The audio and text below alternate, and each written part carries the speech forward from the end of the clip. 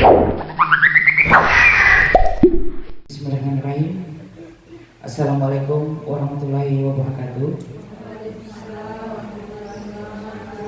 Dan selamat pagi menjelang siang. Syukur alhamdulillah, hari ini kita diberikan kesehatan dan kesempatan untuk mengikuti kegiatan aksi nyata diseminasi budaya positif di sekolah bersama saya calon guru penggerak angkatan 9 dari SMK N1 Dapuran. Hari ini ada susunan acaranya adalah pembukaan oleh Bapak Kepala Sekolah SMK N1 Dapuran, kemudian dilanjutkan dengan acara inti diseminasi, kemudian kita akan lanjutkan lagi dengan diskusi atau tanya jawab, kemudian penutup. Baiklah, untuk mempersingkat waktu, kami persilakan kepada Bapak Kepala Sekolah untuk memberikan kata sambutan sekaligus membuka kegiatan ini secara resmi. Terima kasih banyak atas kesempatan yang diberikan kepada kami untuk kegiatan ini. Bismillahirrahmanirrahim. Assalamualaikum warahmatullahi wabarakatuh. Dan selamat pagi menjelang siang. Yang saya hormati Pak Herianto, calon guru penggerak. Yang saya hormati para wakasek SMK Negeri 1 Dapuran. Yang saya hormati para ketua jurusan, ketua program keahlian, beserta rekan-rekan guru SMK Negeri Dapuran yang saya banggakan dan saya cintai. Alhamdulillahirrabbilalamin. Wassalatu wassalamu ala asrafil anbiya'i wal mursalin wa ala alihi wa sahbihi ajma'in. Amma ba'd. Allahumma shalli ala sayyidina Muhammad wa ala ali sayyidina Muhammad. Puji syukur kita panjatkan kepada Allah Subhanahu wa taala karena taufik dan hidayah Allah sehingga kita bisa mendukung kegiatan, mendukung secara penuh kegiatan rekan kita Pak Herianto selaku calon guru penggerak. Dan mudah-mudahan kegiatan sebentar yang bertema diseminasi budaya positif di sekolah, dan kalau dilihat daripada temanya sangat menarik. Budaya positif di sekolah, nanti beliau, karena beliau ada modul-modul yang telah diberikan oleh para pembimbing guru penggerak. Dan untuk memperlancar kegiatan ini, acara aksi nyata diseminasi budaya positif di sekolah saya buka dengan ucapan Bismillahirrahmanirrahim. Saya kira demikian sambutan saya. Kata pengantar, saya wabillahi taufiq wal hidayah. Wassalamualaikum warahmatullahi wabarakatuh dan selamat siang. Ya, terima kasih kepada Bapak Kepala SMK N1 Dapuran. Selanjutnya kita masuk ke acara inti, itu acara diseminasi budaya positif di sekolah. Jadi mohon izin Pak, saya berdiri. Ya, apa kabar Bapak Ibu sekalian? Sehat? Bagaimana Bapak Ibu? Sehat? Sehat ya? Ya, syukur alhamdulillah kalau sehat semua. Ya, meskipun hari ini adalah pertama kali kita menemukan hujan di pagi hari, awet, dan sebenarnya sangat memancing kita untuk tetap ada di tempat tidur, kecuali anak muda. Ya, jadi baiklah Bapak Ibu. Jadi kegiatan pada siang hari ini ini adalah kegiatan lanjutan dari kegiatan-kegiatan sebelumnya. Nah, ini adalah merupakan kegiatan aksi nyata pada kegiatan program guru penggerak. Ini masih berada di modul 1.4. Kalau yang kemarin itu adalah modul 1.3. Nah, sekarang ini adalah modul 1.4. Nah, di mana kami diminta untuk melakukan diseminasi tentang budaya positif. Nah, khususnya di sekolah. Nah, baik Bapak Ibu. Nah, Ki Hajar Dewantara mengumpamakan, ya, sekolah itu adalah tempat persemaian bibit. Jadi Bapak Ibu bisa membayangkan, ya, seperti ini, bagaimana kita anggap ini sawah ini itu adalah sebagai tempat untuk menanam bibit-bibit. Nah, agar bibit bisa berkembang secara maksimal, maka petani dapat memperbaiki kondisi tanah. Apa yang bisa kita perbaiki? Yang bisa kita lakukan itu adalah bagaimana menyiapkan lahan, bagaimana memberikan pengairan yang baik. Nah, memberi pupuk dan air, membasmi ulat-ulat atau jamur-jamur yang mengganggu hidup bibit dan tanaman lain sebagainya. Nah, kita dapat memahami bahwa sekolah ini itu bagaikan sawahnya. Kita ini adalah petaninya. Nah, kemudian peserta didik itu sebagai apa? Peserta didik itulah sebagai bibit padinya. Pada saat kita menanam padi, kita tidak dapat menentukan bahwa hasilnya pasti akan seperti ini, pasti nanti padinya berisi, pasti nanti padinya akan berbobot. Kita tidak bisa menentukan seperti itu. Apa yang kita bisa lakukan? Yang bisa kita lakukan adalah bagaimana kita menyiapkan lahan yang baik, mencukupi airnya, memperbaiki pupuknya, kemudian menyemainya dari tanaman-tanaman pengganggu. Nah, seperti itulah tugas kita sebagai seorang guru, di mana kita sebagai seorang guru kodratnya adalah hanya menuntun sebagai among. Tugas kita sebagai guru itu adalah sebagai penuntun. Kita hanya dapat menghantarkan, menyiapkan tempat, menyiapkan proses untuk anak-anak kita. Karena seyogyanya anak-anak didik kita harusnya berkembang sesuai dengan kodrat alam dan kodrat zamannya. Yang mana yang dimaksud kodrat alam? Kodrat alam itu adalah bagaimana lingkungan sekitarnya membentuk dia. Terus kemudian bagaimana dengan kodrat zaman? Kodrat zaman itu bahwa anak-anak harus berkembang sesuai dengan zamannya. Dia harus hidup dengan zamannya. Jadi tidak bisa lagi bahwa anak-anak itu harus kita didik sesuai dengan zaman kita dulu. Zaman kita dulu kalau mau belajar, ya harus ke rumah guru, harus mencatat dulu ke sekolah, di sekolah baru kemudian catatan bisa kita bawa pulang. Nah, di zaman sekarang sudah tidak relevan lagi cara-cara yang seperti itu. Karena kenapa? Sudah tidak sesuai dengan kodrat zaman. Apa tujuan kegiatan kita pada siang hari ini?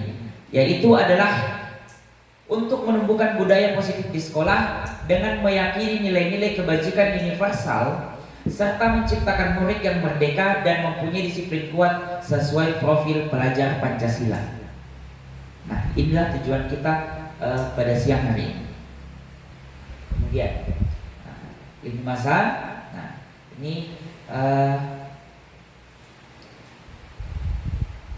jadi ini adalah proses yang akan kita lakukan ke depan, ya, yaitu di mana saya sebagai calon guru penggerak harus menjelaskan kepada Bapak Kepala Sekolah bahwa bagaimana pentingnya menanamkan budaya positif di sekolah. Meskipun sebenarnya saya tidak jelaskan, sebenarnya Bapak Kepala Sekolah sudah tahu.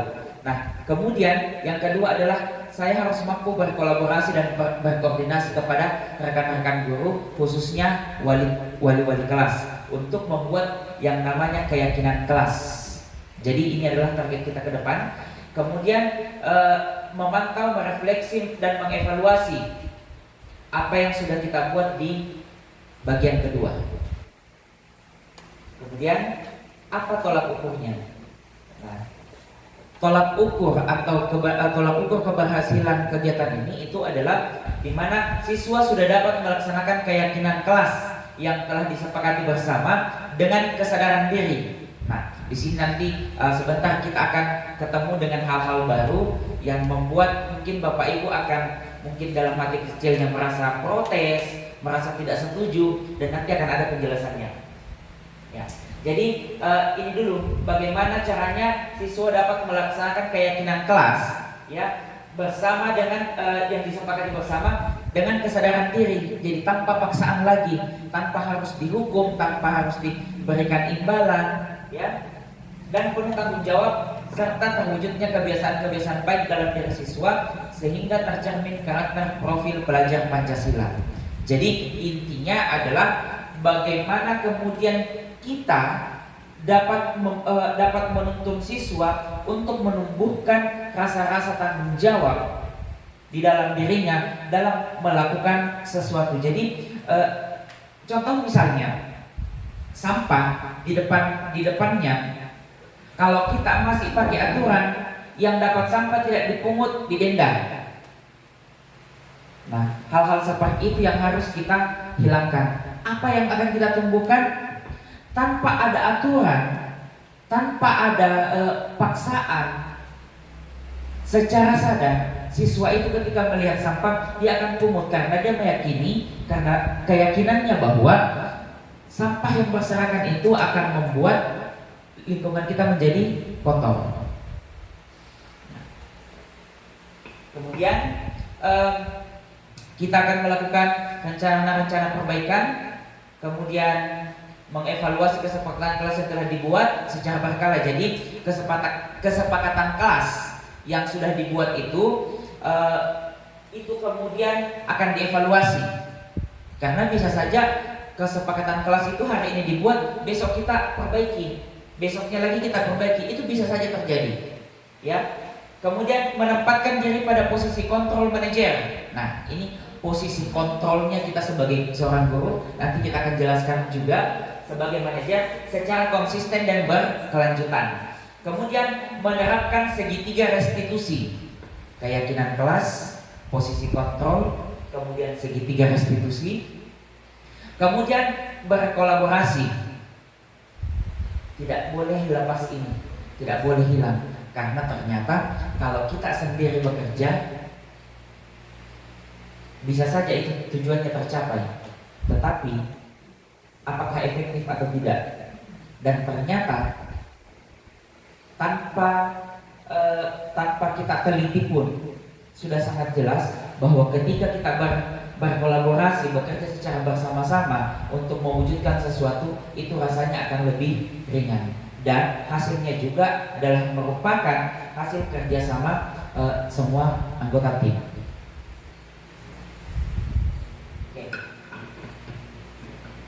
Konsep inti budaya positif. Kita masuk ke budaya positif Bapak Ibu. Jadi konsep intinya yang pertama itu adalah indul, yang paling penting. Harus adanya perubahan paradigma belajar. Kemudian melahirkan disiplin positif. Kita juga akan membahas tentang nilai-nilai kebajikan, kebutuhan dasar manusia, motivasi perilaku manusia, posisi kontrol guru, keyakinan kelas, dan segitiga restitusi. Nah, ini adalah konsep inti dari budaya positif. Ini adalah konsep inti daripada budaya positif. Pertama, pembelajaran dengan paradigma baru. Saatnya kita untuk membuka lembaran baru, membuka mindset baru. Pembelajaran dengan paradigma baru merupakan pembelajaran yang dirancang berdasarkan prinsip pembelajaran berdiferensiasi, sehingga murid belajar sesuai kebutuhannya berdasarkan tahap perkembangan sesuai teori psikologi modern untuk mewujudkan profil pelajar Pancasila. Jadi Bapak Ibu, saat ini ya kita tanpa dituntut pun memang yang paling pertama yang sering sekali kita lakukan sampai saat ini itu adalah kita mengajar hanya sebatas mengajar, hanya mengajar tok. Tapi apakah kita paham apa kebutuhan dari murid kita? Sama misalnya kalau kita masuk di sebuah rumah makan. Ketika di rumah makan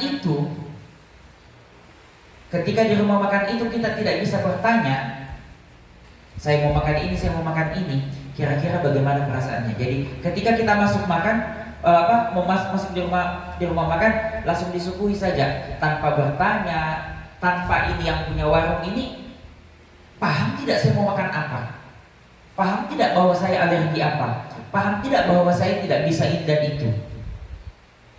Jangan sampai sementara pilek, begitu saya masuk duduk langsung disuguhi es teh, kan tidak sinkron. Meskipun kita minum, tetapi kan tidak nyaman. Begitupun ketika kita masuk ke dalam kelas Bapak Ibu. Sadar atau tidak, pernahkah kita bertanya kepada anak-anak kita bahwa apa yang kalian butuhkan? Kita masuk, anak-anak buka halaman 20. Coba perhatikan, silakan dibaca dulu, kemudian nanti di bawah ada soal, kerjakan ya. Ini yang kemudian menjadi permasalahan. Ini yang kemudian menjadi permasalahan.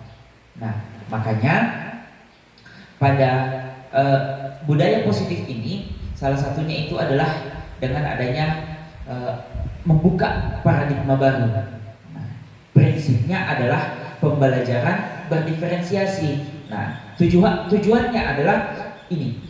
Bagaimana kita mengajar sesuai kebutuhan dan tahap perkembangan peserta didik kita. Jadi mengajar tidak asal mengajar saja.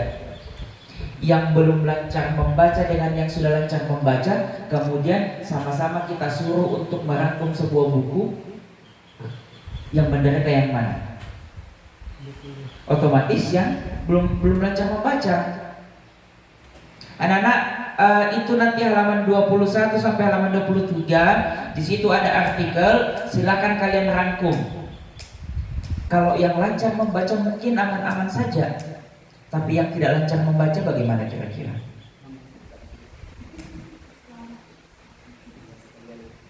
Waktunya 30 menit dari sekarang. Bagaimana dengan anak-anak kita yang belum mahir dalam perkalian, belum mahir dalam pembagian? Nah, kebutuhan-kebutuhan inilah yang perlu kita identifikasi dengan menerapkan ini pembelajaran berdiferensiasi. Nah, jadi pembelajaran berdiferensiasi nanti ujung-ujungnya kemana Bapak Ibu? Ke sini, ke profil pelajar Pancasila. Ya, seperti sama-sama kita tahu, profil pelajar Pancasila itu kan ada 6. Yang pertama, beriman, bertakwa kepada Tuhan Yang Maha Esa dan berakhlak mulia. Nah, mungkin pandangan kita selama ini bahwa kalau untuk beriman dan bertakwa dan berakhlak mulia ini hanya tugasnya guru agama, hanya tugasnya guru PKN. Bukan Bapak Ibu ya? Itu kita harus garis bawahi. Itu harus kita garis bawahi. Beriman dan bertakwa dan berakhlak mulia ini adalah tugas di semua mata pelajaran. Nah, bagaimana kita mengintegrasikan itu ke dalam pembelajaran kita? Contoh, misalnya Pak Yusril misalnya mengajar tentang jaringan LAN. Bagaimana Pak Yusril mengaitkan jaringan LAN itu dengan konsep beriman dan bertakwa? Ibu Jumita mengajar tentang kompas. bagaimana mengaitkan konsep-konsep itu agar anak-anak tidak terlepas dari konsep beriman dan bertakwa ini. Kemudian yang kedua itu adalah berkebinekaan global. Kenapa global? Tidak berkebinekaan tunggal ika saja. Kalau kita berkebinekaan tunggal ika, maka kita hanya ada di seputar wilayah Indonesia. Berkebinekaan global di sini maksudnya adalah bahwa kita sebagai guru bagaimana menuntun anak-anak membuka cakrawala, membuka mindset, open mind terhadap perkembangan dunia tanpa harus meninggalkan budaya-budaya lokalnya. Itulah berkebinekaan global. Nah, kemudian bergotong royong. Bergotong royong itu bukan hanya pada saat kita kerja bakti. Ini biasanya nanti dikatakan bergotong royong kalau kita kerja bakti, rame-rame membersihkan kelas. Kerja kelompok itu juga adalah gotong royong. Konsepnya gotong royong itu adalah bekerja sama, berkolaborasi. Oke, Bapak Ibu ya. Nah, lanjut. Kemudian bagaimana kita menuntun anak-anak agar dapat kreatif. Kreatif dalam segala hal. Ketika guru datang, kemudian dia mau bolos dengan tekniknya masing-masing, itu adalah bentuk kreativitas. Iya. Mau masuk Bu Erna, udah cepat ke kantin. Kemudian lewat di belakang gedung. Itu adalah bentuk kreativitas. Nah, hanya saja bentuk kreativitas seperti itu tidak tertuntun. Maka tugas kita adalah bagaimana menuntun peserta didik untuk memanfaatkan agar kreativitasnya itu berdampak positif. Kemudian bernalar kritis. Bernalar kritis. Sebenarnya ada isi breaking yang bernalar kritis, cuman sebentar. Nah, jadi bernalar kritis ini bagaimana ya? Mungkin selama ini begini ya. Pada saat kita sudah menjelaskan, kita langsung kasih contoh. Begitu ya Bapak Ibu. Sudah menjelaskan 2 kali perkalian itu adalah bagaimana yang dikali dengan yang mengali itu berulang ditambah berulang-ulang. Contohnya 2 kali 1 artinya ini 2-nya anak-anak 1 kali. Kalau 2 1 kali berapa nilainya? 2. 2 kali 2 berarti 2-nya 2 kali. Berarti 2 tambah 2 jadi 4. Itu contoh. Nah, coba mari kita sekarang merubah pola cara mengajar kita dengan hanya memberikan pengertiannya.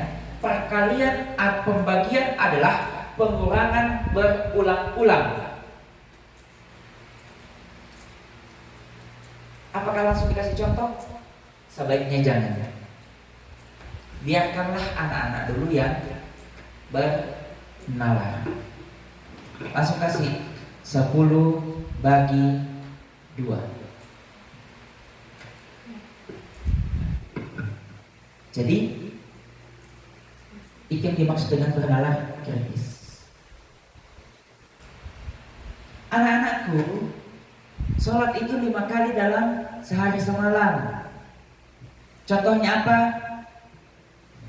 Paling tidak bertanya dulu, biasanya kalian dengar azan itu jam berapa?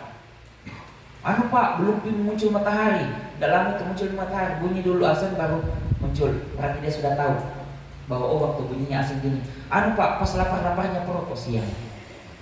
Kemudian sore-sore Pak pas muka main bola. Kemudian pas selesai main bola, tidak lama kan selesai main bola sudah mandi, bunyi lagi. Waktunya dia sudah tahu. Itu yang dimaksud dengan bernalar kritis. Karena pada dasarnya anak-anak kita sebenarnya sudah paham. Hanya saja bagaimana menggrow up, bagaimana membuka alam bawah sadarnya supaya dia berpikir. Ini yang masih kendala di kita, khususnya saya. kemudian mandiri. Nah, bagaimana kita melatih kemandirian anak-anak kita? Sama, kalau di dalam kelas itu ada mungkin anak-anak yang cepat paham, ada yang tidak cepat paham. Nah, ini dituntun. Bagaimana kalau mengerjakan tugas, sebisa mungkin jangan nyontek, tetapi dilakukan secara mandiri. Pak, tidak ada mengerti-mengerti. Disitulah kita bermain lagi dengan strategi belajar mengajar. Oke. Baik, Bapak Ibu. Nah, ini adalah miskonsepsi teori kontrol. Miskonsepsi yang sering kita lakukan, sadar atau tidak Bapak Ibu. Yang pertama, ilusi guru mengontrol murid. Bahwa guru nanti biasa bilang anak-anak baik kalau bisa kontrol. Nanti bilang anak-anak, anak-anak itu benar, cocok, sesuai, anak baik, anak penurut. Kalau setiap apa yang kita katakan dia dengarkan, dia laksanakan. Ini masalahnya. Ilusi mengontrol murid. Apakah anak-anak itu tidak berhak punya pemikiran sendiri? Apakah anak-anak itu tidak berhak mengatakan bahwa maaf ibu juga guru biasa, ibu itu adalah manusia biasa juga. Bisa saja ibu yang keliru.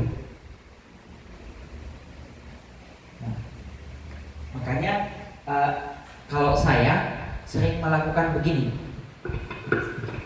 Saya kasih dulu penjelasan. Begitu sudah saya kasih penjelasan, kemudian di bawahnya ada soal yang bertentangan dengan penjelasan. Saya tinggal nunggu yang protes yang mana.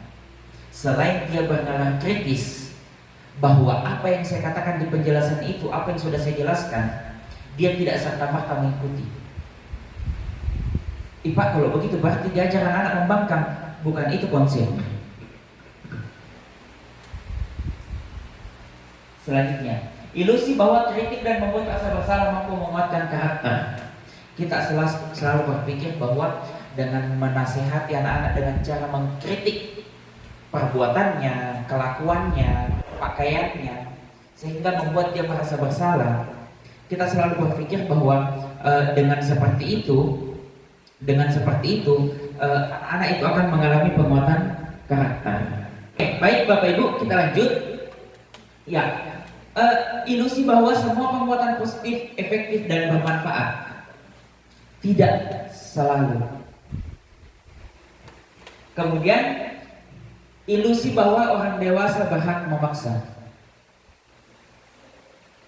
Kita selalu berpikir bahwa ini anak kalau dipaksa pasti bisa. Contoh misalnya, pemordi, kamu itu harus sholat, jangan boleh tidak sholat. Nah, misalnya ini contoh. Ini semua adalah ilusi.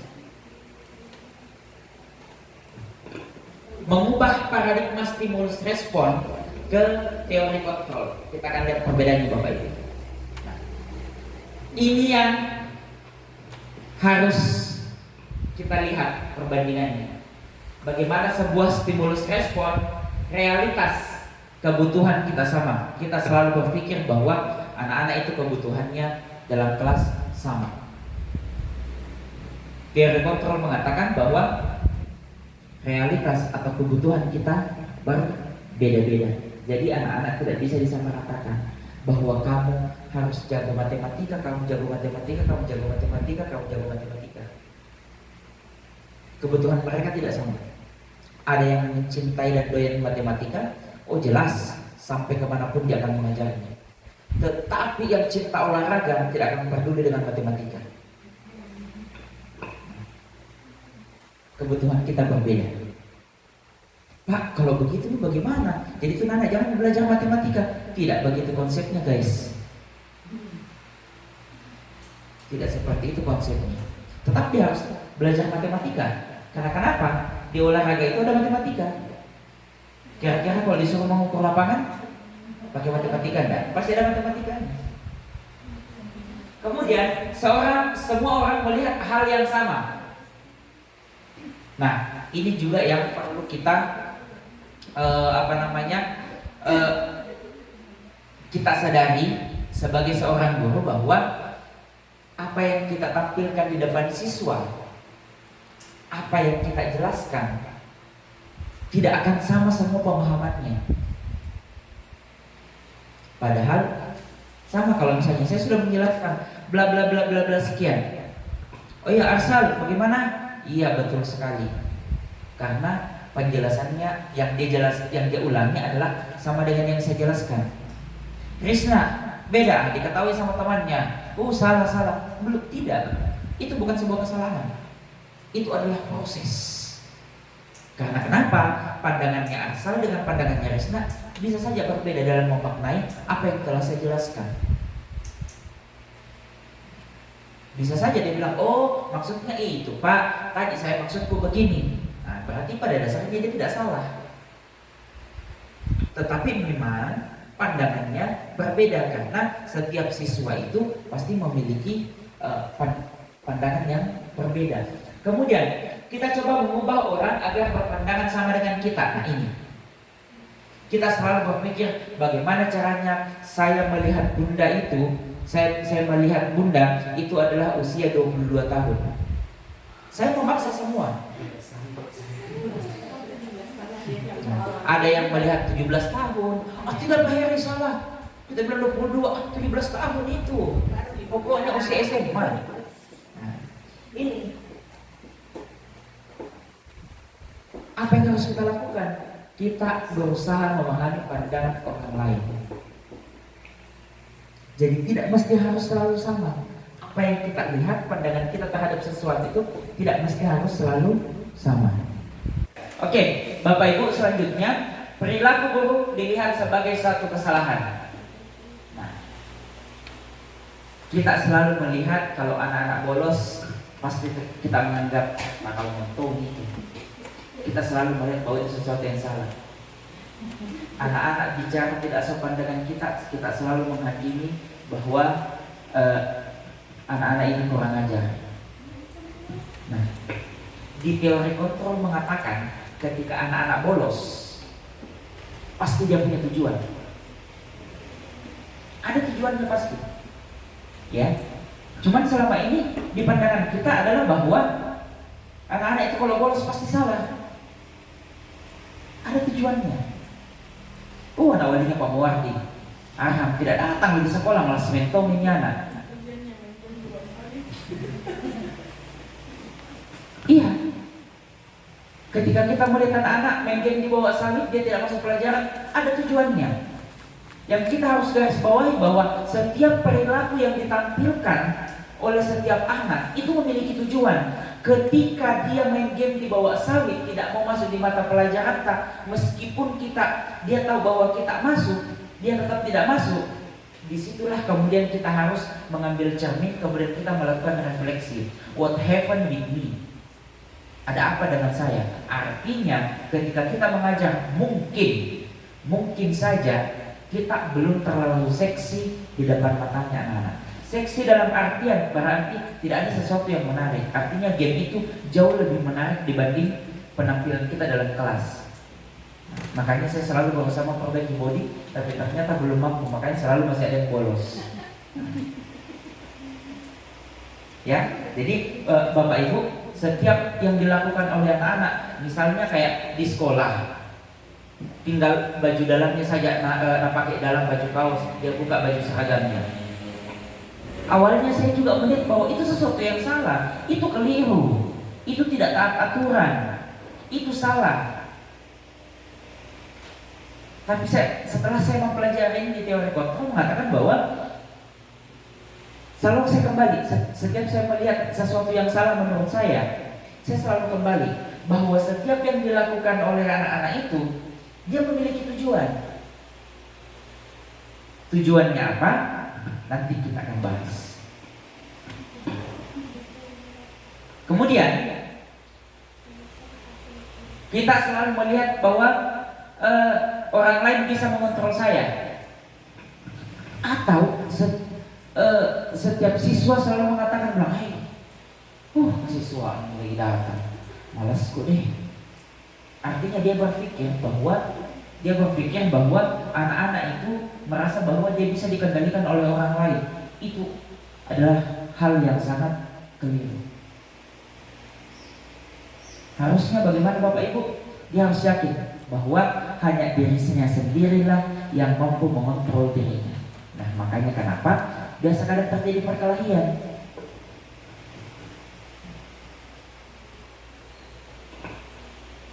Ayo kamu minta ini, orang sudah belajar masih di luar masuk. Malah kak menjadi kantin. Kalau kita mengontrol Mita, sedangkan dia meyakini bahwa dirinya bahwa yang bisa mengontrol diri saya itu adalah saya. Pak, kalau begitu banyak bukan anak kurang ajar. Sebentar kita bahas. Kemudian pemaksaan ada pada saat bujukan gagal. Iya, ayo minta ini, ayo minta baik mau kok, harus memang kok. Dibujuk tidak mau. Sama juga biasa kalau Ina menangis, sudah Mina, Mina pergi mandi, tidak mau mendengar sekali cambuk. Dipaksa itu. Dipaksa nih. Ayo kalau sudah nanti mandi, pokoknya pergi nanti belikan nanti bakso. Tidak mau kak. Pergi nanti beli gula-gula. Tidak mau kak. Karena capek memang maknya. Tidak mau pergi mandi. Tidak boleh campur di tanganku. Ini harusnya apa yang harus dilakukan mamanya Yuna ini? Kolaborasi dan konsensus menciptakan pilihan-pilihan baru. Contoh misalnya, benar.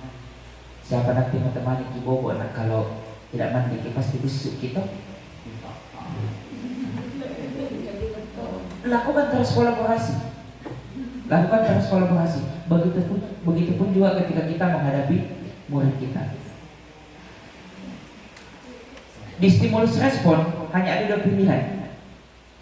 Apakah kita berpikir menang atau kalah, benar atau salah. Nah, sedangkan di teori kontrol mengatakan bahwa model berpikir menang. Kesimpulannya adalah di teori kontrol itu lebih pada pengkondisian secara positif. Di teori kontrol lebih pada pengkondisian yang positif. Seperti yang disampaikan tadi oleh Bapak Kepala Sekolah, berpikir positif. Oke. Apa itu disiplin positif, Bapak Ibu? Nah, jadi disiplin positif itu adalah kata disiplin itu berasal dari kata disiplina yang artinya belajar. Disiplin mengacu pada disiplin diri yang memiliki tanggung jawab terhadap apa yang dilakukannya berdasarkan nilai-nilai yang diyakini. Good.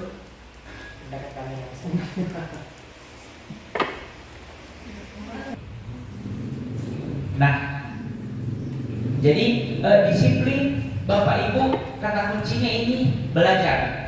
Kemudian dia itu memiliki tanggung jawab terhadap apa yang dilakukan, kemudian berdasarkan nilai-nilai yang diyakini. Berarti ada nilai yang harus diyakini oleh si anak ya di dalam melakukan sebuah disiplin. Nah, disiplin positif merupakan salah satu cara penerapan disiplin yang bertujuan untuk, ingat ya, tujuannya menumbuhkan kesadaran serta memberdayakan murid tanpa imbalan penghargaan, ancaman atau hukuman. Jadi disiplin positif Bapak Ibu hanya bisa terjadi apabila ketika anak-anak melakukan sesuatu itu tanpa harus dia ancam, tanpa harus diiming-imingi. Oke, pokoknya siapa yang rapi dia pulang duluan. Itu sudah bukan, atau begini. Oke, yang bisa pulang duluan adalah yang sudah menyelesaikan tugasnya. Jadi ketika dia berusaha menyelesaikan tugasnya, itu bukan lagi namanya disiplin positif. Seharusnya dia mengerjakan tugasnya itu tanpa harus ada ancaman. Ke sekolah, harus datang jam 7. Karena kalau tidak datang jam 7 dihukum. Misalnya. Pokoknya kalau tidak datang jam 7 dilapor. Dikasih apa di absennya atau dikasih terlambat. Nah, itu adalah bentuk ancaman. Tetapi disiplin positif itu terjadi adalah ketika dia berpikir bahwa saya harus datang tepat waktu karena memang itu adalah tugas saya. Bukan karena saya cuma kasih datang saya supaya saya dianggap sebagai guru teladan atau siswa teladan. Bukan karena itu, bukan karena mengharapkan adanya imbalan atau penghargaan. Tetapi karena memang menyadari bahwa itu adalah disiplin positif. Nah, seperti yang kita ketahui tadi bahwa disiplin itu adalah yang memiliki tanggung jawab, kemudian dilakukan berdasarkan nilai-nilai yang diyakini. Apa nilai yang diyakini? Nah, apa nilai yang diyakini? Yang diyakini Bu Risna adalah bahwa kalau saya datang tepat waktu, maka saya aman-aman, tidak perlu buru-buru ke sekolah. Dan saya dapat menyambut anak-anak di gerbang. Nah, ini disiplin positif. Tuh, ada di bawah.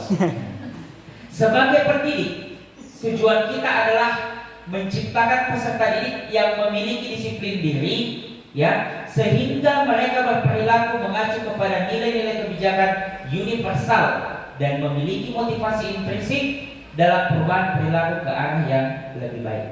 Ini tujuan tak jadi guru sebenarnya. Membuat anak menjadi cerdas, membuat anak menjadi pintar. Jangan Bapak Ibu. Karena kapan kita mengajar anak-anak tidak pintar, kita jadikan marah-marah sendiri. Maka hilanglah nilai keikhlasannya. Apakah yang harus kita lakukan ini? Bagaimana anak-anak memiliki disiplin diri? Disiplin diri ini erat kaitannya dengan tanggung jawab. Tanggung jawab terhadap dirinya sendiri, terhadap lingkungannya, dan terhadap keluarganya, dan terhadap masa depannya. Nah, kita kembali lagi tadi bahwa tugas kita itu memang adalah hanya untuk menuntun. Kita hanya menuntun. Persoalan nanti anak-anak tumbuhnya seperti apa, kita kembalikan lagi ke anak-anak. Tugas kita adalah menuntun. Bagaimana kita menyiapkan pembelajaran yang baik, bagaimana kita memberikan metode pembelajaran yang baik, itulah tugas kita. Nilai-nilai kebajikan. Jadi nilai-nilai kebajikan ini adalah nilai yang disepakati bersama lepas dari suku bangsa, agama, bahasa maupun latar belakang. Ini nilai-nilai kebajikan, maksudnya ini adalah nilai-nilai baik yang memang tidak perlu lagi kita perdebatkan. Mau tidak mau, kita pasti sepakat bahwa ini adalah sebuah nilai kebajikan. Apa yang terkandung nilai kebajikan di Pancasila? Beriman dan bertakwa pada Tuhan yang Maha Esa dan berakhlak mulia. Kira-kira ada yang bisa bantah bahwa ini bukan sebuah nilai kebajikan? Berkebinekaan global, gotong royong, mandiri, kreatif, dan bernalar kritis.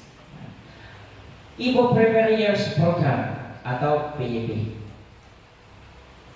Ini contohnya nilai-nilai kebajikan. Toleransi, rasa hormat, integrasi, mandiri, menghargai, antusias, empati, dan lain sebagainya. Kemudian bagaimana nilai-nilai kebajikan dalam lingkup keterampilan hidup atau life skill? Dapat dipercaya. Nah, ini lurus hati. Kalau masih ada yang bengkok-bengkok hatinya, ya segera diluruskan supaya Anda memiliki nilai kebajikan dalam konsep keterampilan hidup. Pendengar yang aktif. Pendengar yang aktif, tidak merendahkan orang lain dan memberikan yang terbaik dari diri.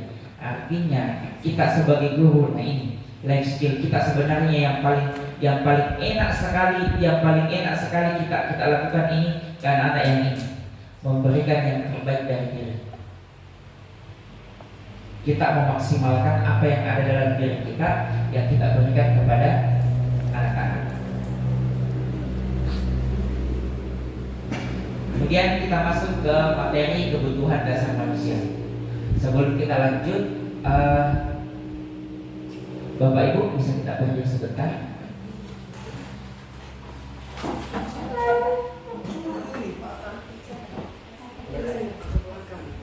Tepuk satu, tepuk satu, tepuk satu, tepuk dua, tepuk dua, tepuk dua, tepuk tiga, tepuk tiga, tepuk tiga, tepuk empat.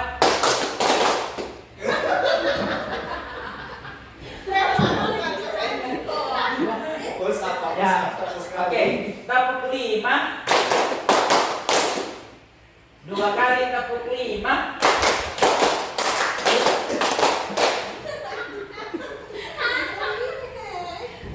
Iya, silakan dulu Bapak Ibu. Terima kasih banyak. Ya. Ya, Bapak Ibu, kira-kira ada yang bisa membantu saya tentang kebutuhan dasar manusia. Kita kan sama manusia ya. Ya. Ada yang gunung? Ada? Nah, kebutuhan dasar manusia. Coba kalau Pak Asal, apa kebutuhan dasarnya? Kasih sayang, Pak. Iya, kasih sayang ya, cinta. Kalau Yusril kebutuhan dasarnya apa? Hah? Kasih sayang. Kasih sayang. Nah, kalau Ibu Umi, makan dan minum. Kalau Ibu Mita, sandang dan pangan. Ya kalau Pak Mawandi, makan, minum. Kalau Ibu Risna, bernafas. Oke, ya betul. Anda tidak bernafas, bagaimana rasanya? Bunda? Makan tidur. Ya, kebutuhan dasarnya Bunda. Kebutuhan uang ya. Ya, oke. Kalau tempat tinggal. Kalau Ibu Dharma, kebutuhan dasarnya apa? Oksigen, bernafas ya. Ya. Jadi kira-kira saya mau bertanya begini. Kita sudah punya tempat tinggal, kita sudah punya kita sudah bisa makan, kita bisa bernafas. Pertanyaannya kemudian, selain itu, kira-kira apa kebutuhan dasar kita yang lain? Kalau saya, ada di tempat tinggalku, ada di makanku, ada di minumku, ada di cinta dan kasih sayangku. Apalagi kebutuhan dasar saya adalah kesenangan. Coba Anda bayangkan, Anda bisa makan, punya tempat tinggal, tapi tidak, tapi hati ini, iya,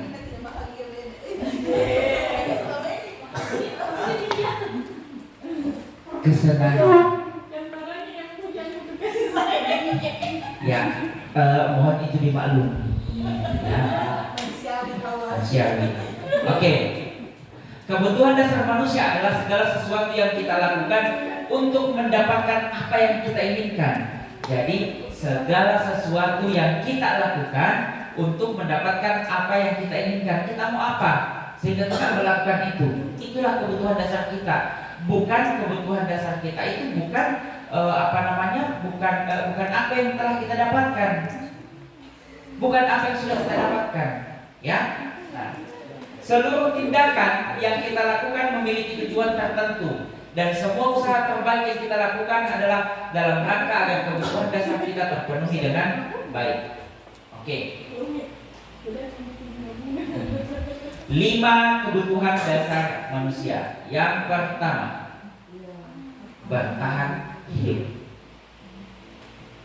Ini kebutuhan dasar kita. Kita butuh bertahan hidup.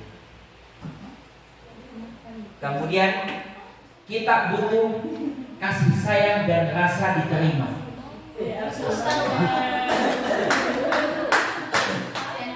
Ketiga adalah kita butuh penguasaan, bukan berarti berkuasa. Kemudian kita butuh kebebasan. Kemudian kita butuh kesehatan. Kita lihat satu-satu lagi Bapak Ibu yang bertahan hidup. Apa itu contohnya? Makan, pakaian, tempat tinggal, keamanan, kesehatan. Yang menjadi kebutuhan dasar kita ini, bukan yang ini.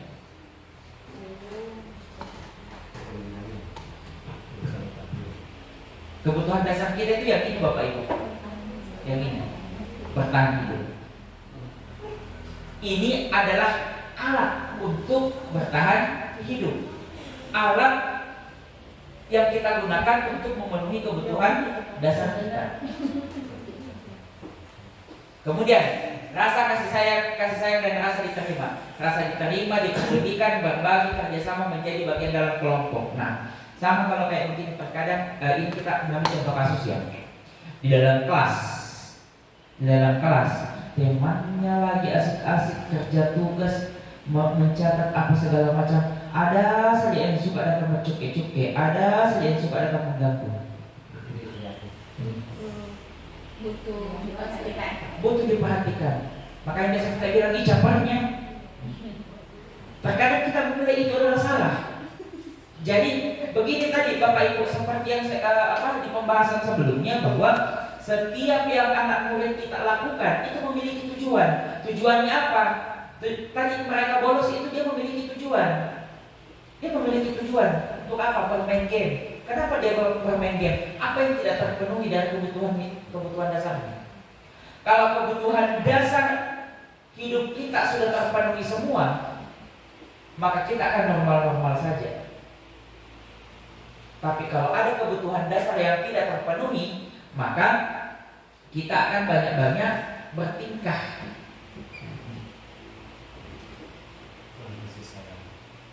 Coba perhatikan kalau anak-anak yang tidak terlalu dipedulikan dalam kelas, suka sekali mengganggu. Nah, apa yang selama ini kita lakukan Bapak Ibu, sadar atau tidak, ketika anak-anak suka mengganggu temannya, justru kita mengabaikan.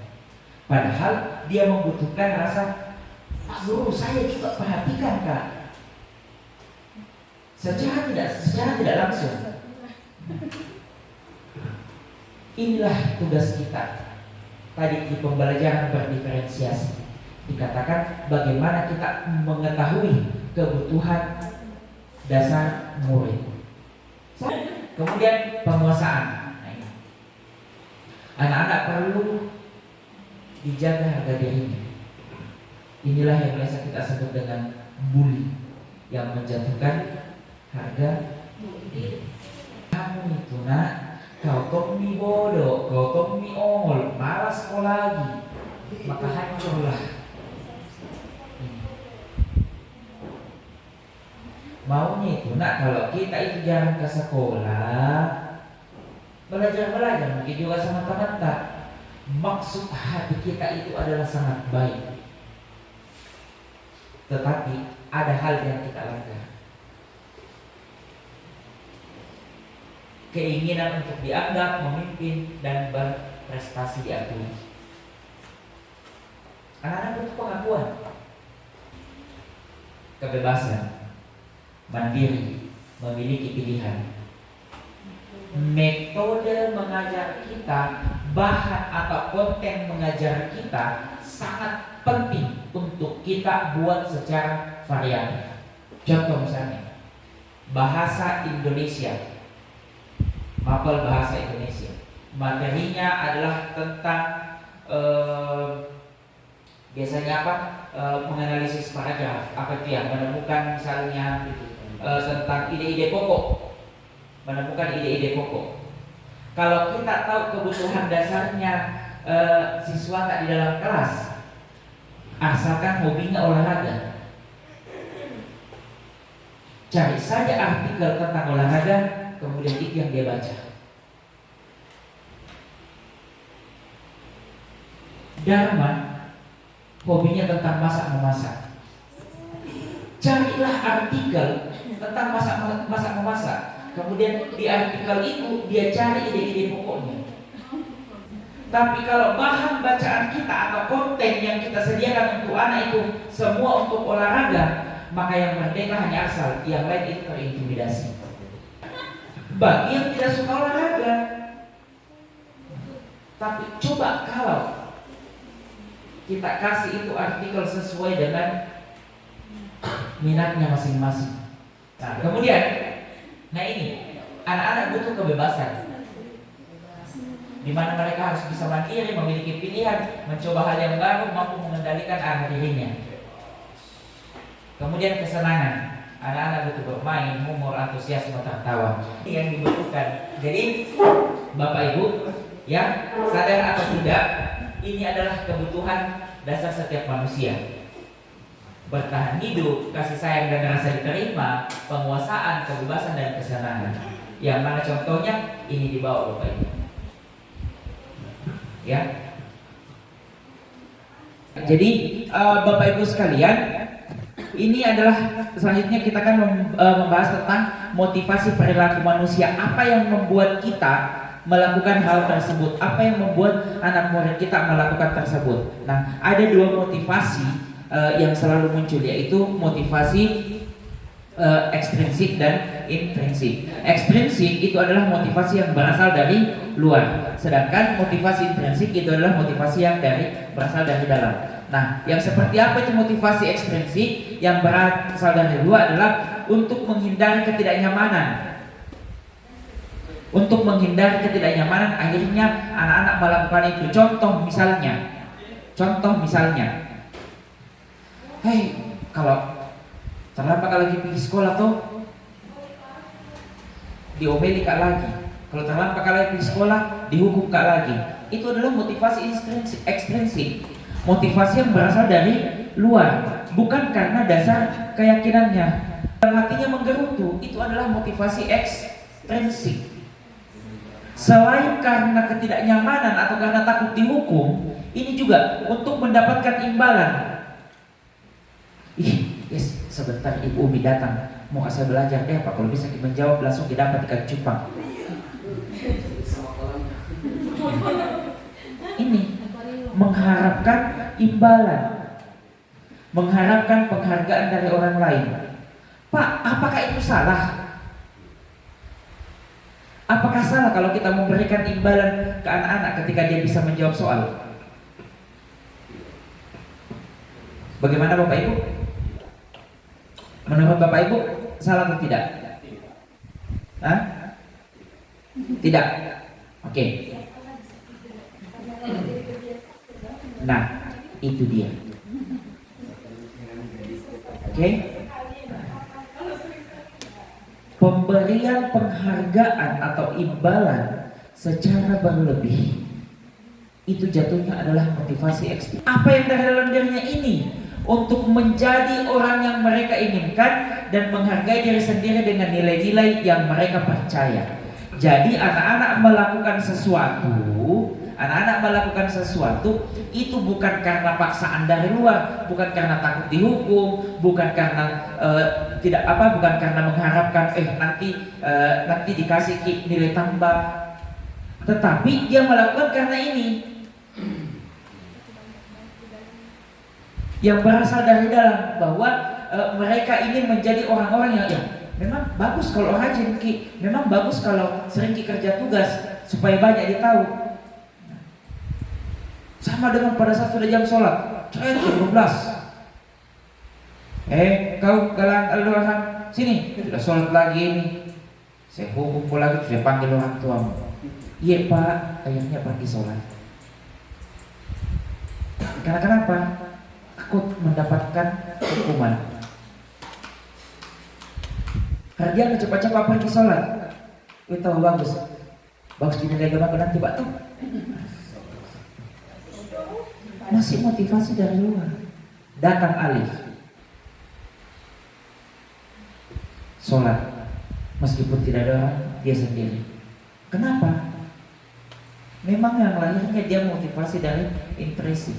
Saya meyakini bahwa dia percaya bahwa sholat ini memang tugas saya harus melakukan ini. Tanpa ada pamawardi pun, tanpa saya disuruh pun, tanpa saya harus dihukum, tanpa saya harus dikasih nilai tinggi pun, maka saya tetap harus melakukannya. Itulah motivasi intrinsik.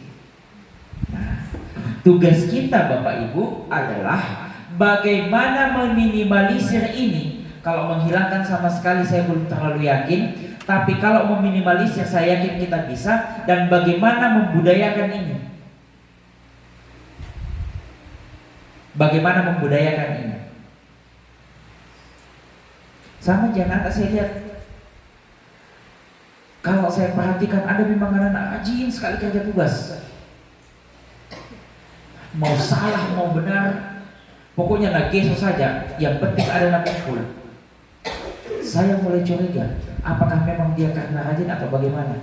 Ternyata kesalahan saya adalah saya memang pernah mengatakan di dalam kelas, mau benar atau salah kumpul saja. Akhirnya biar salah nggak kumpul juga. Ujung-ujungnya dia bilang kan yang penting Pak, saya kumpul tugas.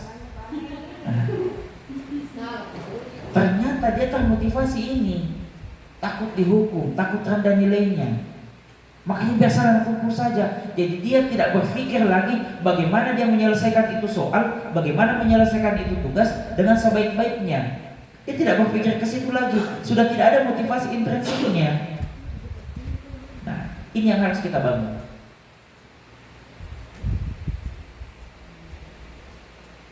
Kita sudah biasa dengar namanya hukuman ya. Kita juga sudah biasa mendengar yang namanya konsekuensi. Nah, ada yang baru Bapak Ibu, ini juga saya dapatkan nanti pada saat saya di guru penggerak, ada yang namanya restitusi. Restitusi ini dibawa ke hukuman itu terjadi tidak terencana atau tiba-tiba. Contoh, misalnya tiba-tiba kita dapatkan anak-anak bolos, ditarik kalendernya, ini semua ini. Itu secara tiba-tiba. Murid tidak tahu apa yang akan terjadi karena dia tidak dilibatkan. Itu namanya hukuman.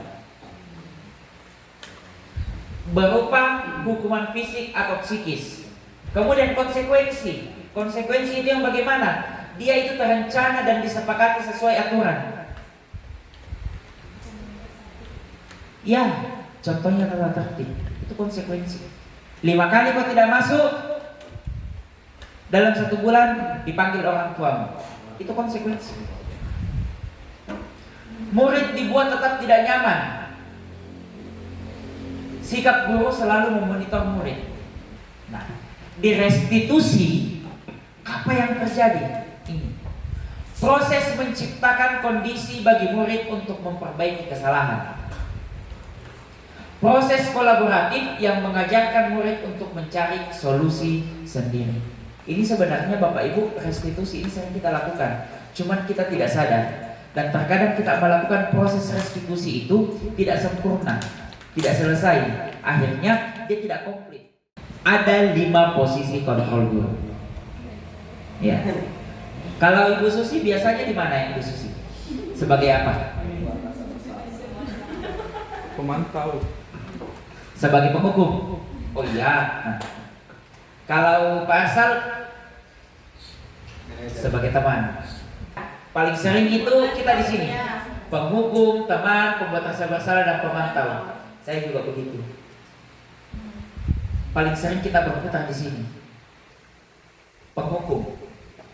Di posisi ini adalah kita melihat setiap kesalahan anak-anak.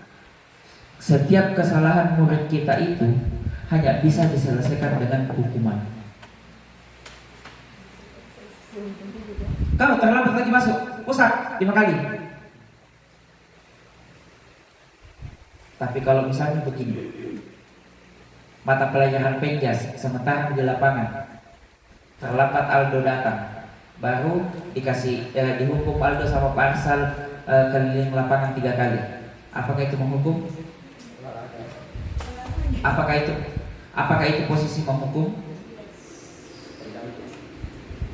Tergantung di mana. Iya, betul. Karena kenapa?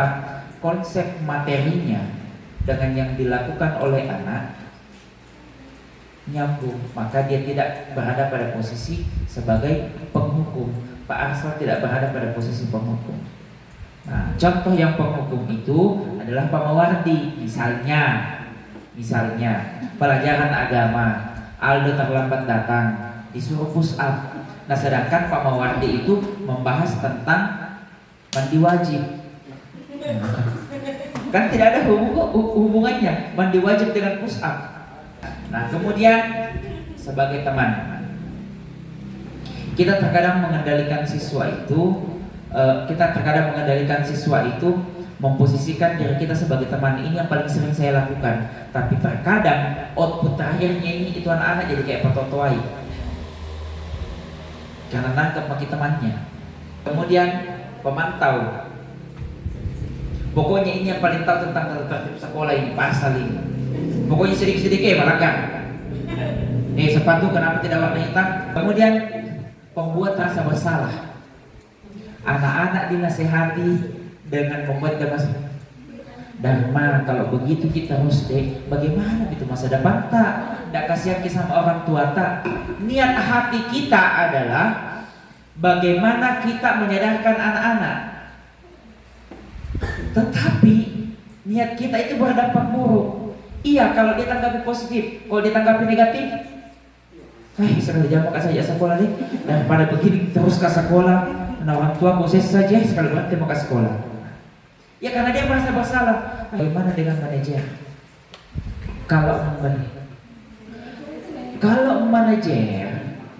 Kalau manajer tidak seperti di perusahaan. Manajer itu adalah bagaimana kita terlibat langsung dan melibatkan langsung peserta didik berdiskusi dengan kita, membahas masalahnya. Dan pertanyaannya itu adalah pertanyaan yang harus mereka jawab sendiri, dan jawabannya kita tidak tahu, jawabannya hanya ada pada si anak. Kenapa kita terlambat? Lambat bangun. Kenapa bisa kita lambat bangun? Begadang Kak. Pak, gara-gara main HP.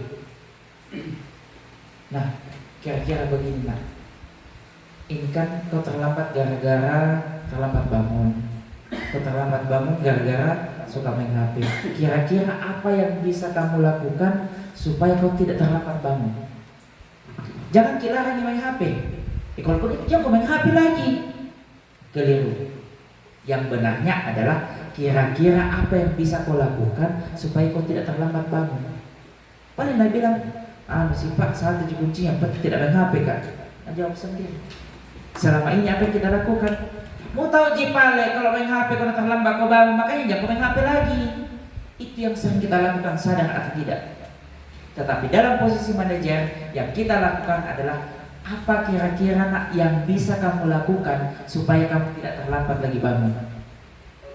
Kan tidak pula janji untuk berhenti tidak pula janji untuk berhenti main HP. Saya tidak pernah bilang jangan kau lagi main HP nya. Dia sendiri akan bilang apa le Pak Ye, pokoknya mulai sebentar malam tidak main HP, maka kalau di atas jam 10. Dia menyadari dirinya sendiri. Kita libatkan dia. Biarkan dia yang menghakimi dirinya sendiri, mencarikan solusinya untuk dirinya sendiri. Dan di sini tidak ada tekanan. Yang ada itu hanya pertanyaan demi pertanyaan yang menggali motivasi intrinsiknya sendiri. Kalau kita bilang pokoknya mulai sebentar malam tidak boleh lagi main HP, nak ya, itu lembut menurut kita. Tetapi efek di anak itu adalah motivasi ekstrinsik. Jadi kalau malam minggu bebas main sampai subuh begitu. Kecuali kalau tidak sekolah kita, kan bukan itu yang kita inginkan. Yang kita inginkan adalah bagaimana si anak ini mendapatkan motivasi dalam dirinya sendiri. Oke, nah kita lihat contohnya. Contoh penerapan posisi kontrol. Nah ini kasusnya siswa membolos pada saat jam sekolah. Kalau kita sebagai penghukum, apa yang kita lakukan? Berlari berkeliling lapangan 5 kali putaran. Orang dibolos, keliling 5 kali putaran. Posisi penghukum. Posisi pembuat rasa bersalah. Memang ini lembut. Apakah kamu tidak berpikir perasaan orang tua kamu jika mengetahui ini semua? Tidak berpikir itu nak. Bagaimana kasihan orang tua itu? Bagaimana perasaan itu kalau dipanggil lagi ke sekolah? Memang lembut kata-katanya, tapi memberikan dampak rasa bersalah kepada si anak, sehingga anak-anak gagal untuk mencapai kemerdekaan dalam dirinya. Sebagai teman, ayolah ikuti aturan sekolah nak. Tolong bantu bapak untuk membuatmu jadi lebih baik. Ini sering saya lakukan sebagai pemantau. Kamu sudah bolos kemarin dan itu artinya kamu melanggar aturan sekolah dan kamu tahu kan konsekuensinya? Kalau di pemantau ini selalu dilengkap dengan aturan-aturan. Jadi kalau ada orang sedikit-sedikit bawa aturan, maka posisinya adalah sebagai pemantau.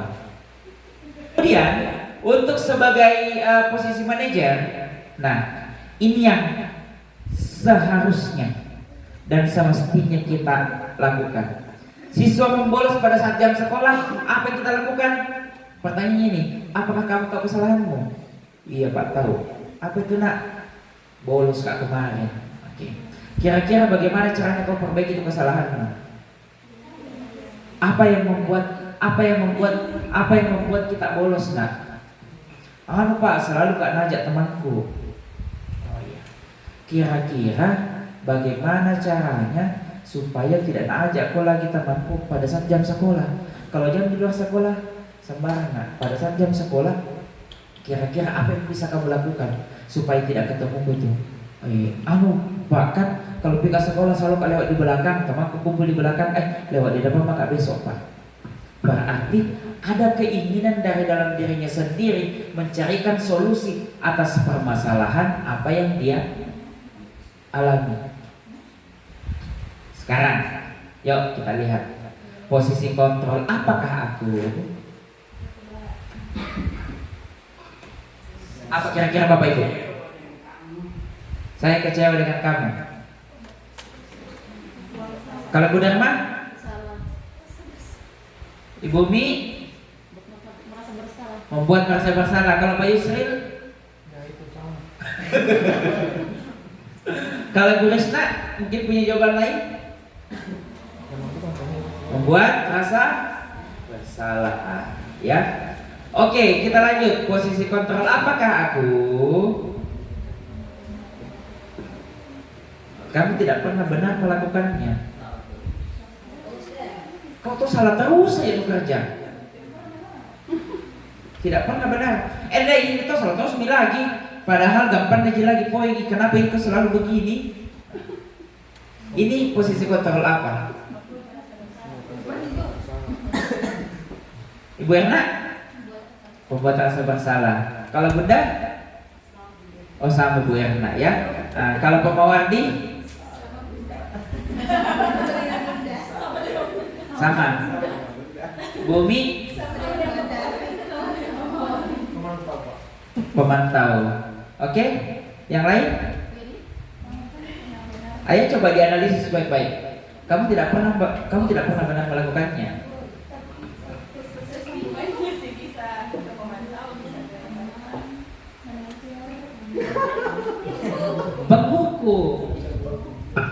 Menghukum itu Bapak Ibu tidak mesti harus selalu berupa fisik. Menghukum itu dapat juga kita lakukan secara verbal. Kita menghukum psikisnya. Kita menghukum perasaannya. Kamu ini toh tidak pernah nonton kok becus kau. Itu penghukum. Itu penghukum. Oke, kita lanjut. Posisi kontrol apakah aku? Manajer. Apa Pak Yusril? Tumben tidak sama. Oke. Apa rencana untuk menyelesaikan masalah ini? Manajer, pemerhati teman.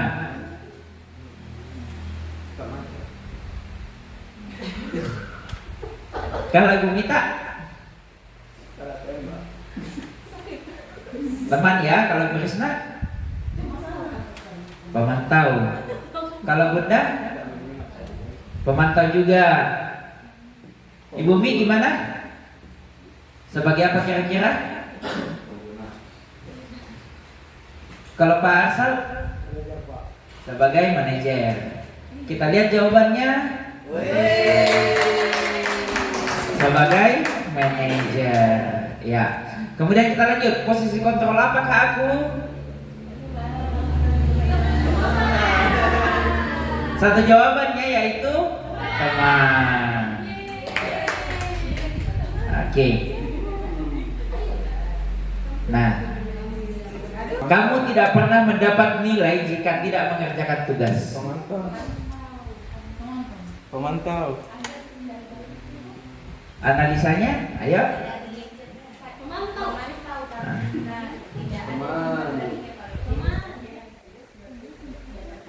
Oke, ada tim, karena adanya timbal balik ya. Oke, ayo yang lain. Kalau Pak Yusril, ya kira-kira ya Bapak Ibu ini posisi kontrol apa ini? Pemberi rasa bersalah. Pemberi rasa bersalah. Pasal pemantau. Ayo. Ini sudah jelas.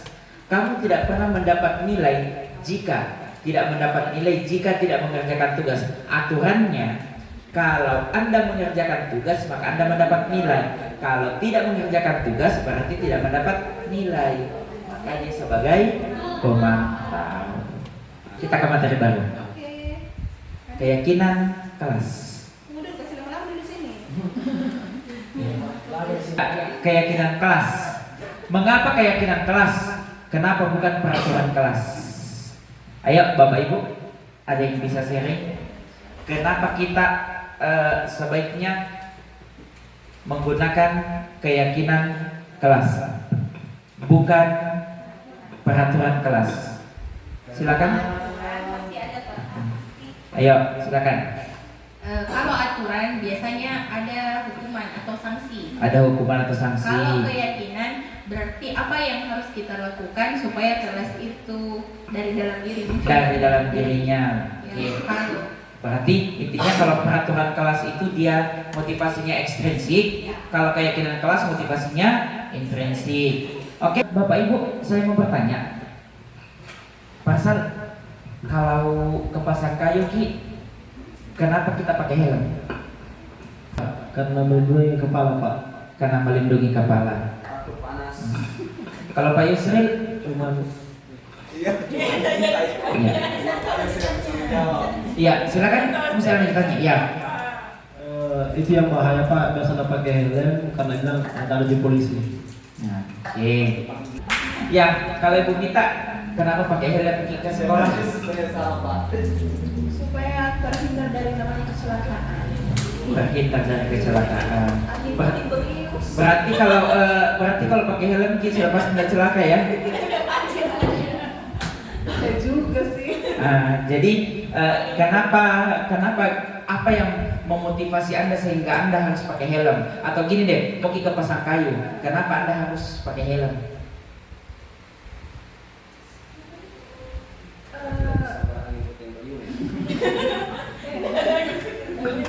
Iya. Kalau pelindung kepala, Satu sebagai pelindung kepala pastinya, yang kedua ya untuk menghindari yang namanya panas dan angin. Bapak Ibu sadar atau tidak, kenapa keyakinan bukan peraturan? Kalau peraturan, ada polisi. Maka mau tidak mau saya harus pakai helm. Tapi kalau karena keyakinan, saya yakin kalau saya pakai helm tidak diminta-minta kecelakaan, minimal tidak terbentuk bagian kepala. Motivasinya beda kan? Artinya kalau peraturan suka tidak suka Anda harus ikuti.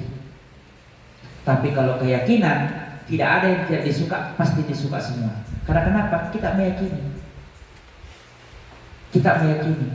Suka tidak suka harus kita lalui kalau itu peraturan. Tapi kalau dia keyakinan, tidak ada yang tidak disuka, pasti kita suka semua. Karena kenapa? Kita meyakini bahwa itu adalah nilai-nilai kebajikan yang baik, nilai-nilai kebajikan, di mana semua itu pasti baik. Keyakinan kelas, ya. Jadi ini untuk Bapak Ibu wali kelas, saya harapkan nanti ini keyakinan kelasnya bisa segera dibuat nanti ya, Bapak Ibu wali kelas. Nah, pertanyaannya Pak, yang bukan wali kelas, guru mapel, apakah bisa buat keyakinan kelas juga? Bisa. Keyakinan di kelas itu untuk mata pelajarannya. Nah, keyakinan kelas itu dibuat secara bersifat abstrak, masih mengambang, berupa pernyataan universal, artinya semua orang tahu dan semua orang bisa menerima. Dibuat dalam pernyataan positif. Nah, jadi dia keyakinan kelas itu Bapak Ibu ya. Jadi dia harus berupa pernyataan-pernyataan positif. Contoh, yang mana pernyataan negatif? Tidak datang terlambat. Itu pernyataan negatif. Pernyataan positifnya adalah datang tepat waktu. Tidak mengerjakan tugas. Positifnya adalah mengerjakan tugas. Jadi yang kita sajikan ke anak-anak itu adalah selalu hal-hal yang berbau positif. Kita menghindari kata-kata tidak. Tidak boleh begitu.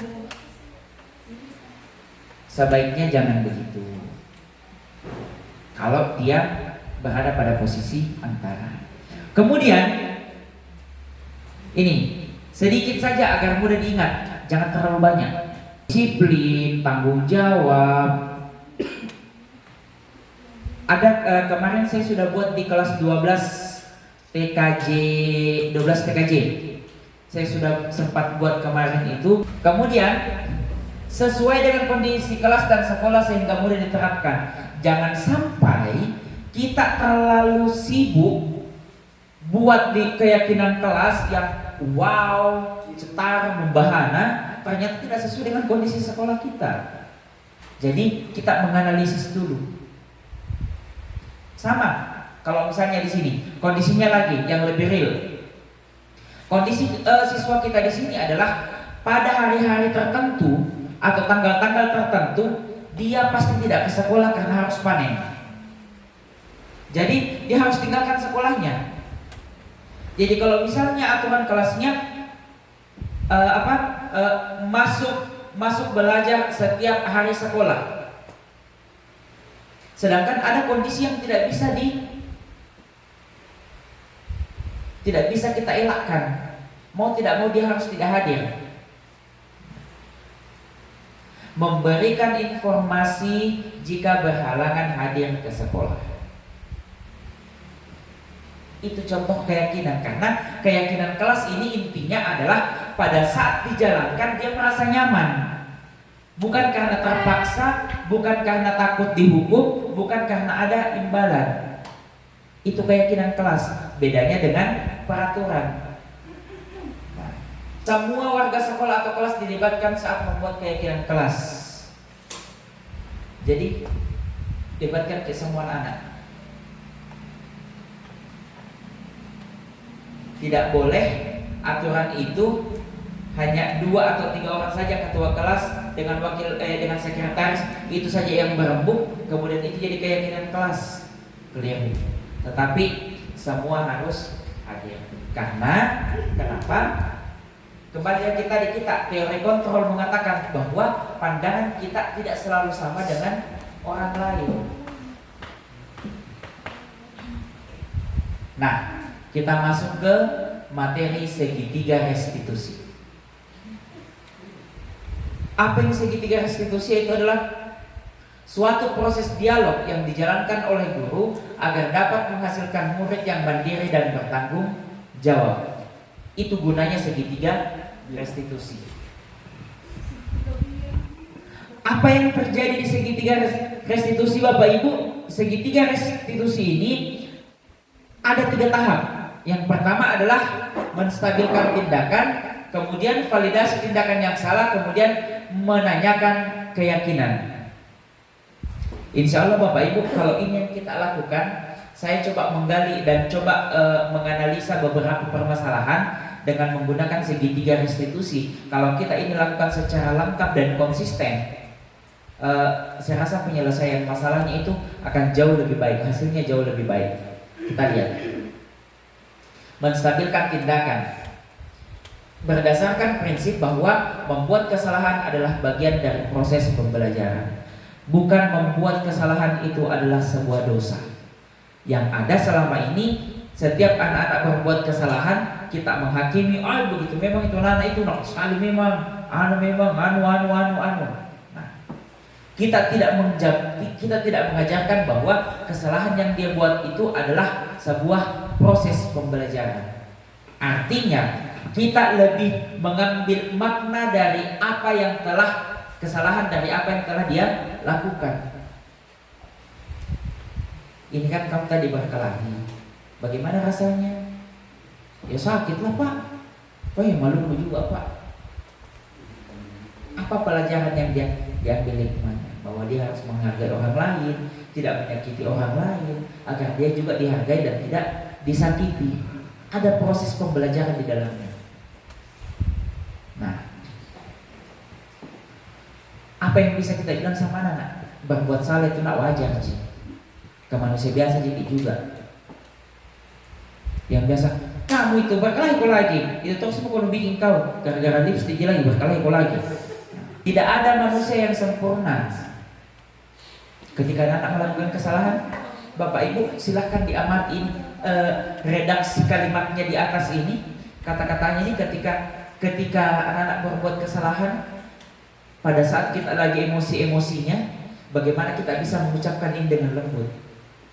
Lagi emosi, berbuat salah itu nak wajar. Iya. Bapak juga pernah melakukan itu. Iya. Bapak juga pernah melakukan itu. Ini adalah contoh redaksi yang bisa kita berikan pada saat kita proses menstabilkan tindakan. Artinya kita membuat dulu itu siswa menjadi reda, menjadi nyaman, seolah-olah bahwa ada temannya. Meskipun dia melakukan kesalahan, tapi kita memposisikan diri kita bahwa kita adalah teman dia. Kita membuat dulu dia bahwa dia merasa bahwa oh iya, didukung dia. Dibiarkan dulu dia berpikiran seperti itu. Bapak tidak mau cari siapa yang salah, tapi mencari solusi dari permasalahan ini. Begini nak, Bapak ini tidak mau cari-cari siapa salah, si A atau si B, si A atau si B yang salah. Bukan yang itu Bapak mau cari. Cuma kira-kira ini kalau kau berkelahi begini, apa kira-kira solusinya? Bukan persoalan siapa yang salah dan benar. Kemudian ini, kamu berhak merasa seperti itu. Bahkan apa jika kita pukul teman tak nak? Wah, caranya Pak selalu kena ganggu. Oh, wajar memang paling pukul, apa selalu paling ganggu. Seolah-olah kayak kita mensupport. Wajar memang nak marah karena selalu kita paling ganggu. Wajar memang nak kita hantam pakai sepatu karena selalu kita kopi-kopi. Wajar memang nak. Ini menstabilkan tindakan. Kemudian validasi tindakan yang salah. Apa prinsipnya? Setiap perilaku berupaya memenuhi suatu kebutuhan tertentu. Jadi perilaku atau tindakan yang dilakukan oleh si anak itu pada dasarnya adalah ini untuk memenuhi kebutuhannya. Ada kebutuhan dasar yang tidak terpenuhi. Nah, seperti yang kita ketahui tadi bahwa ada 5 kebutuhan dasar manusia. Nah, ada kebutuhan itu yang tidak terpenuhi. Nah, apa yang bisa kita lakukan? Nah, ini. Kamu pasti punya alasan kenapa kayak begitu. Anak-anak bolos. Oke, bilang wajar nak kalau bolos. Ya, tinggal melihat konteksnya, konsep kejadiannya seperti apa, kemudian redaksi kalimatnya kita sesuaikan.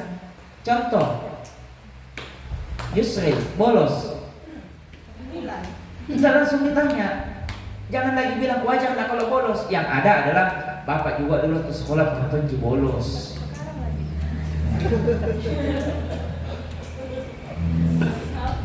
Divalidasi tindakan yang salah. Apa yang kita lakukan? Kenapa nak bolos? Atau kita bisa bilang, kamu melakukannya karena mempertahankan sesuatu. Ini tergantung redaksi permasalahannya apa. Contoh tadi yang berkelahi bisa begini. Untung tadi nah itu cuma memukul pakai buku. Padahal bisa kau lakukan yang lebih parah seandainya sebenarnya itu. Tapi untung kamu tidak lakukan. Coba tadi itu kursi muangkat baru mantap kepalanya nah. Lebih parah lagi itu. Ini validasi tindakan yang salah. Menanyakan keyakinan. Prinsipnya adalah teori kontrol bahwa pada dasarnya kita termotivasi secara intrinsik. Jadi anak-anak melakukan sesuatu untuk memenuhi kebutuhannya tadi ini. Nah, apa yang bisa kita lakukan? Kalau kita sudah buat keyakinan kelas ya. Contoh keyakinan kelasnya itu adalah menghargai orang lain. Menghargai orang lain itu ya artinya kita tidak memukul, kita tidak mengejek, tidak membuli. Nah, kita tinggal tanya. Setelah Radami aman, dia sudah menceritakan apa alasannya. Tadi itu Pak, selalu kucuk-cuke. Pak dia bilang tidak bisa sekali dia jangan main. Jadi bukan bumi Pak. Kita pertanyakan, apa keyakinan kelas tak yang sudah kita sepakati dulu, terus kemudian kita langgar. Pak tidak menghargai orang lain. Berarti nanya keyakinan kelasnya. Atau bilang kayak begini, kira-kira bagaimana itu kelas yang bagus menurut kita? Nah, ya kita biarkan mereka bercerita menurut versinya mereka. Yang Pak, yang kayak tenang, damai, enak belajar, bercanda-bercanda. Nah, tadi yang kita lakukan bagaimana? Pak, aku ganggu temanku sampai menangis. Nah, kembali ke dirinya. Dia mencarikan solusi untuk dirinya sendiri. Intinya di segitiga restitusi itu adalah bagaimana kita menyelami permasalahan si anak, bagaimana kita memasuki si anak, kemudian menuntun dia untuk memperbaiki kesalahan dan mencari solusi. Apa kira-kira yang tepat untuk menyelesaikan permasalahannya itu? Itu sebenarnya inti dari segitiga restitusi. Contoh penerapan segitiga restitusi. Gusman, silakan duduk Gusman. Apa kabar hari ini? Baik Pak. Oh alhamdulillah. Gusman, tahu kenapa Pak Guru panggil ke sini? Iya Pak, mungkin berkaitan dengan tugas waktu hari Sabtu. Oh iya. Jadi, tapi waktu hari Sabtu Gusman masuk? Iya Pak, masuk, tetapi saya tidak mengumpulkan tugas. Oke, gini Gusman ya. Jadi semua orang itu pernah melakukan kesalahan seperti tidak mengumpulkan tugas ya. Ya, termasuk Bapak juga pernah melakukan kesalahan seperti itu. Namun di balik semua itu kan tentu Agusman punya alasan. Nah, kira-kira kenapa Agusman tidak mengumpulkan tugas? Saya capek dan mengantuk sekali Pak. Soalnya sejak hari Jumat sore sampai malam Sabtu saya harus membantu orang tua untuk antri di pabrik untuk bongkar sawit dan tengah malam baru selesai. Oh seperti itu ya. Jadi terlepas dari semua permasalahan itu Gusman, tapi Gusman masih ingat tidak keyakinan kelas yang sudah kita sepakati bersama? Masih Pak. Oh iya masih ingat ya. Jadi kalau masih ingat ya, kira-kira kesepakatan kelas apa yang sudah Agusman langgar? Bertanggung jawab Pak. Oh iya masalah bertanggung jawab ya. Jadi alhamdulillah kalau ternyata Agusman itu masih tahu dan masih ingat.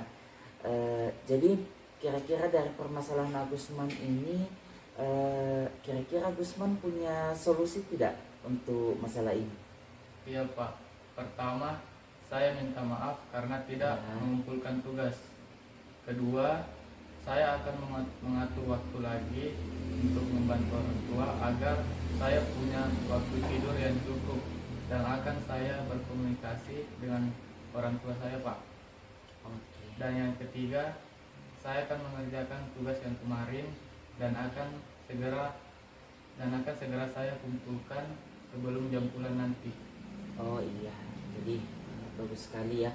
Berarti Agusman sudah mau mencoba berusaha untuk bertanggung jawab ya atas kelalaian yang dilakukan oleh Agusman, dan Bapak sangat mengapresiasi sekali atas usaha Agusman untuk mencoba bertanggung jawab.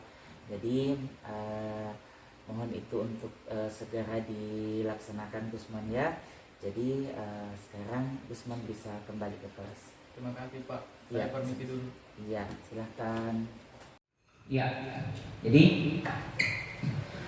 Bapak Ibu, nah itu adalah tadi contoh video bagaimana kemarin saya melakukan proses restitusi. Nah, hasilnya adalah bahwa si anak ini mengetahui apa permasalahannya. Kemudian si anak ini, permasalahan itu muncul, dia memiliki alasan, ada penyebab. Kemudian yang ketiga, si anak ini kita harapkan dia bertanggung jawab terhadap apa yang dia lakukan, sehingga dia mampu mencari sendiri apa yang harus dia lakukan untuk menyelesaikan permasalahan tersebut. Nah, jadi Bapak Ibu, sebenarnya di segitiga restitusi itu adalah proses penyelesaian masalah, ya, proses penyelesaian masalah. Nah, apa kata kuncinya? Kata kuncinya adalah positif. Jadi di sini sebenarnya poin di budaya positif ini adalah yang perlu kita kembangkan itu adalah bagaimana membangun motivasi intrinsik ya yang berasal dari dalam diri peserta didik. Nah,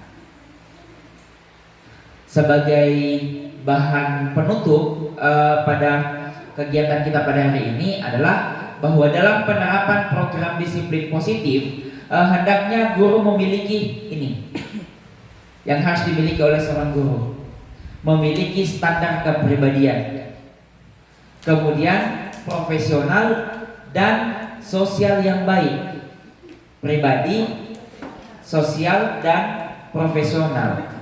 Jadi selain pribadi tak yang baik, sosial tak juga baik, kemudian profesional tak juga yang baik.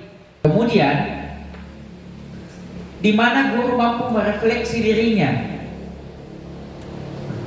Ya, Bapak Ibu tentu masing-masing punya cermin di rumah ya. Nah, refleksi itu adalah sama seperti pada saat kita bercermin. Kita bercermin. Kita sendiri yang menilai diri kita. Ini proses refleksi diri. Dalam posisi kontrol saat ini, bagaimana perjalanan dirinya sebagai among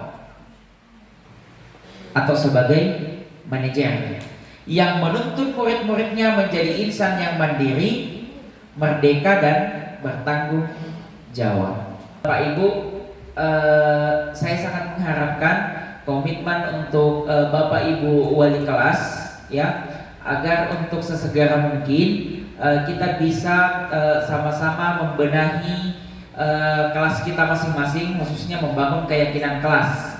Jadi keyakinan kelas ini setiap kelas bisa saja berbeda karena di dalam kelas itu bisa saja ya cara pandang atau pemahaman anak-anak kita bisa berbeda, dan yang paling penting adalah bagaimana kita sebagai guru dapat memenuhi kebutuhan-kebutuhan belajar murid kita. Bagaimana kita bisa memfasilitasi murid kita dalam proses pembelajaran.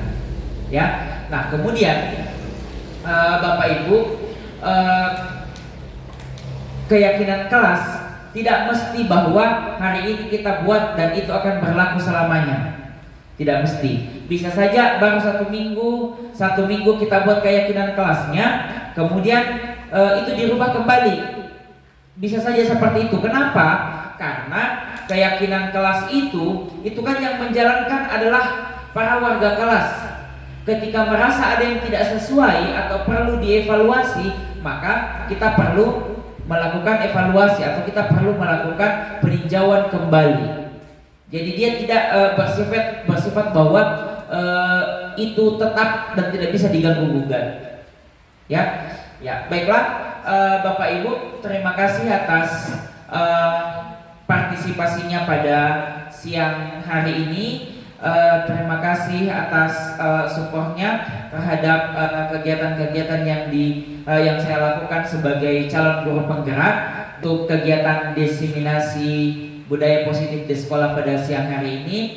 Saya tutup dengan ucapan alhamdulillah, billahi taufiq wal hidayah. Wassalamualaikum warahmatullahi wabarakatuh dan selamat siang.